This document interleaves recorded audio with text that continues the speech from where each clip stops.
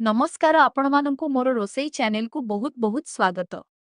आज आमे तैयारी करिबा एकदम सहज एवं सुआदिया मटर तरकारी।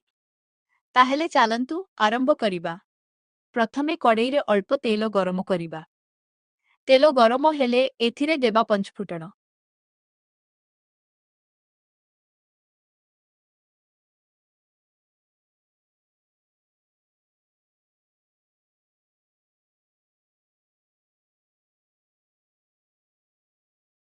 पंचफुटण फुटिबा परे एथिरे देबा अदा रसुण बटा। एहाकु भल भाबरे भाजिबा जेपर्यंत एहार कंचा गंधटी चली जाए। एबे देबा हळदी गुंड एवं स्वाद अनुसारे लूण। मसला को भल भाबरे मिसाई अल्प समय कषिबा।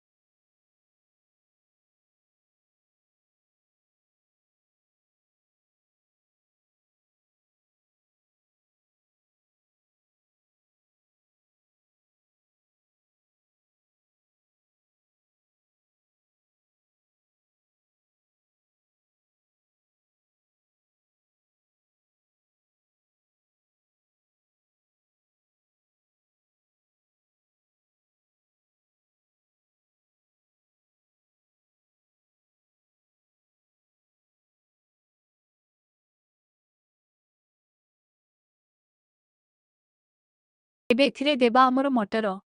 मटर को मसला सहित भल भाबरे मिसाई किछि समय कषिबा।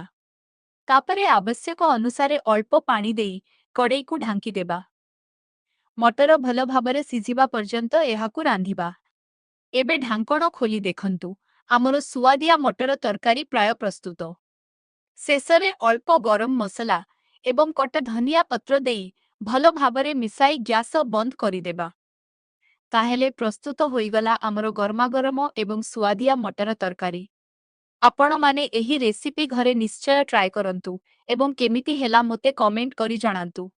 भिडियोटी भल लागिथिले लाइक करंतु, शेयर करंतु एवं मोर चैनल को सब्सक्राइब करिबा को भूलिबे नाही। पुणी देखा हेबो आउ एक सुआदिया रेसिपी सहित। से पर्यंत खुशी रे रुहंतु।